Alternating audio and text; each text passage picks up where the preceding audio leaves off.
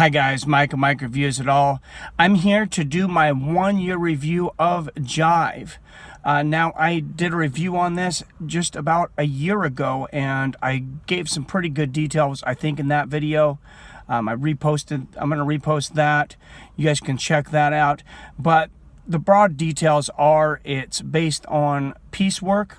It's $15 an hour, but what that actually comes to is they want you to throw 25 cases an hour, and they'll prorate it out. So say you have 100 cases in your load, they're going to pay you $60, and they're going to estimate that it should take you 4 hours. If you've thrown freight in the past, 25 cases an hour does not sound like very much, especially if you've thrown conventional freight. This is not conventional freight. Unless you've done general merchandise for a grocery store or a Walmart in these small boxes and small tight tags, you'll realize that 25 cases an hour is actually more work than it sounds like. And to be honest, a year later, I've found some discrepancies sometimes in how I feel like they calculate the jobs.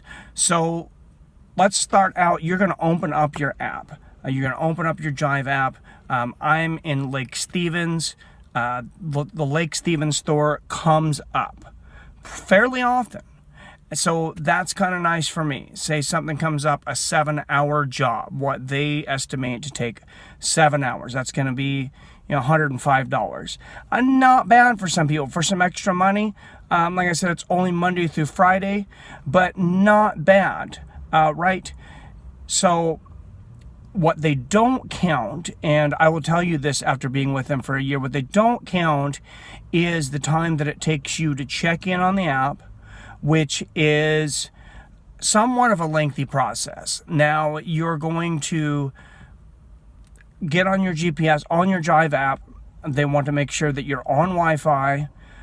Go in there, notify them that you're at the location, and they can see where you are once you give them permission. Once you turn the Jive app on and you have Wi-Fi on, they will know your location. Otherwise, they do not. They're not there to track you. They are just there to see that you are in the store that you say that you're in. At that point, you are required to go to customer service to sign in on a vendor log. They'll give you a Jive badge. Some people get sent shirts. We were all supposed to get shirts. It doesn't sound like everybody's gotten them yet. It is a fairly new company. They've been just over a year in Seattle. I was one of the first Jivers. Now, as I've gone through this, it has gotten more difficult to make the time than when I first started. And I have been merchandising my entire life. I've been doing retail for going on 20 years, starting when I was 19 years old. So I'm fairly quick. Obviously, you're going to be going into some new stores. You're going to be going into mostly Safeways and Albertsons, at least in the Washington area. You're going to be stocking generally grocery, frozen, and deli. Now, some jobs you'll pick up, it will just say grocery, it'll just say frozen and deli. It'll never just say frozen or deli. But that's, the breakdown of what that is usually. Sometimes it'll say full service most of the time, actually. And that means you'll do all 3 of those. Like I said, from what I can see, they do not give you time to check in. Now, when you go to the back to check in, you're supposed to break down your pallet, find some U-boats. They do make it very convenient to find out where the product is. Every item generally is tagged, because when the order writer from Kihi, who does the orders for Jive, writes the order, it generates an automatic pick tag, what's called, and that sticker goes on the box. So when you pick up a case of soy sauce, it will say aisle 18, and so forth and so on. Tomatoes, vegetables, whatever it is. As long as they remembered to change the aisle while they're ordering, the aisles should be correct. Every once in a while they will be off because, like, say the order writer's at the end of aisle 17, they forget to switch over. They start ordering aisle 18, there might be a tag on there that says 17. So you always, you don't want to give up looking for an item. Sometimes you would get lucky and there is a thing called 49s, which are new items. I have gotten as lucky as to have a load that was 125 items and 70 of them were new. So at that point, figure that out, 5 hours, I'm getting paid $75, but it really only took me maybe 2 hours because I didn't have to put out a whole lot of cases. You just have to separate the new items for the reset on the side. You will not build under this. You will not build shippers. You will not build displays, wall displays, end cap displays, those kinds of things. So if that's not what you're wanting to get into, you don't have to get into that. Some of the items are more difficult to find. Like I've reiterated, I believe most people doing this will have a hard time getting the job done in the allotted time. So when you figure out your piece work, there may be some days once you figure out your hourly rate, it may come out to say $14 an hour. Sometimes it will even out though, and you get a quick time. And like I said, like that one day, 2 hours, $60, that's $30 an hour. I did better that time. And sometimes I will beat the times even if there are no new items. I would advise stocking these stores as early as possible. If your arrival time is 3 a.m., which it'll tell you when your truck should arrive when you claim your Jive. When it is available, if it's 3 a.m., I would go down there as early as possible. Most of these stores have very tight aisles, so you're stocking the stores during the day while there are customers in the store. And they will ask you questions. Even though you're not an employee of Safeways or Albertsons, they don't know. They just see you stocking merchandise, so they're going to bug you. They're going to get in your way. You're going to have to move aisles. There's some certain things that I've done to make things quicker for myself. Now, I'm going to go a little more in depth into this if you are really serious about doing this. You're bringing your 6-ward down, I would always bring a cart because you're going to be putting cardboard and plastic in this anyways. So you go down aisle 14, you have 20 items for aisle 14. And you go down there, it's the chip and the soda aisle. Always the busiest aisle because we're such healthy eaters here in the United States. You don't want to go down that aisle right now. Leave that 6-wheeler in a convenient spot.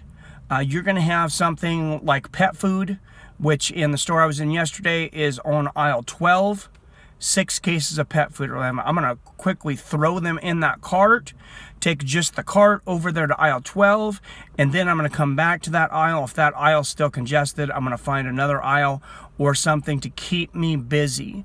You really have to make sure that you're not waiting for customers to move, or you will waste a lot of time. Now, I will tell you, dairy and frozen, for me, are much quicker to merchandise than the grocery items. Some of the grocery items are very, very small SKUs. Some of them are very hard to find. And one of the frustrating things is sometimes you will come into an item that it says it's in the store, it's got the tag in the aisle, and you can't find it. Luckily, there's a thing called Slack. If you've used Slack, a lot of companies use this now. And basically what it is like a personal Twitter account. That it's a Twitter group, kind of. You can go on there, you can take a picture of the item, and you can post it to the general. The Slack community with Jive is very helpful. They definitely want to reach out and help you. There is a mission control also that can help you at that point if you cannot find an item. Let's go to the end of the job though. You've finished everything. You've taken pictures of the pallets. I think I forgot to mention that before you start, you're also required to take pictures of each pallet, grocery, frozen, and deli. At the end, you're gonna take pictures of your backstock. You're going to type in how much backstock, and then you're going to get a signature from the store manager or the store supervisor in charge before you leave. Then you're going to click a button. It's going to say Jive submitted. Now, if you miss cases, you put them in backstock. A lot of them, you decide people have gotten lazy. They just throw them in the backstock. Or they can't find things, they just throw them to the side. They don't clean up their cardboard, don't clean up their pallets. Expect a call from Jive Mission Control. And after a few of those happens, you're going to lose your ability to collect Jives. They're also working on a system making it harder for people with lower ratings to claim Jives. So you don't want to get those complaints against you. You want to get kudos, which is your job finished, everything, you know, that they told you to do on the app, all your cases merchandise, and you're making it easier for your next Jiver. A year later, I'm still doing this off and on, so obviously it's not that bad. It's not a scam. You will get paid directly through direct deposit. Direct deposit is actually required after 30 days. And you'll also have to have an Android or Apple phone with access to Wi-Fi. And you use the Wi-Fi in the store as you're working. Some of the things is you're not supposed to wear earbuds while you're on the aisles. That irritates the heck out of me. I can see two, but I would like at least one, because I'm not talking to anybody. It's very boring. If you put an earbud in, honestly, it makes it less likely customers are going to bug you. You really can't help them anyways, because it's not your store. So some of the store managers are pretty lenient about it. If they are, you know, maybe you can put an earbud in. The specific Jive rules say not to, though, so I can't endorse that. You know, you're required to wear some kind of professional polo like this with your Jive badge if you don't have your Jive shirt identifying yourself. I can't think of anything else that's a whole lot more detailed right now, except for the fact you're going to have to take your own taxes. I would put aside some for taxes. Generally, when you run your own business, which is what this is, you're a private contractor. Generally, the rule is to put 25% aside for taxes. At the end of the year, you're going to have to pay taxes on all that money. Jive doesn't take any of it out. Now, you're going to have a lot of deductions. You're going to have deductions for possibly your car payment, your gas, your oil, maintenance, things like that. It may be better to claim mileage. You can claim the mileage for all your Jive jobs, depending on how far you go out. When you go to a regular hourly job, you don't get to claim any of the mileage. Here, you get to claim all the mileage, and you get, it's whatever the tax laws are this year. It's going to be anywhere from probably 50 to 60 cents per mile that you won't have to pay taxes on. You need to bring that taxable income down. So anything you can possibly claim. If you have any questions about what you may or may not be able to claim, put your questions down there in the comments, and I'll do the best to answer as many questions from you guys as possible to help you along and make this process as smooth as possible. If you need some extra money, though, or if you don't have a job and you just need something quick, I would recommend Jive. Like I said, don't be surprised sometimes if it takes you a little longer than what they say to get the job done. That's the only thing that I would say. If you like to be independent, you don't like someone, you know, over your shoulder all day, you know, you're self-motivated, you don't need someone to tell you what to do, this could be a really good fit for you.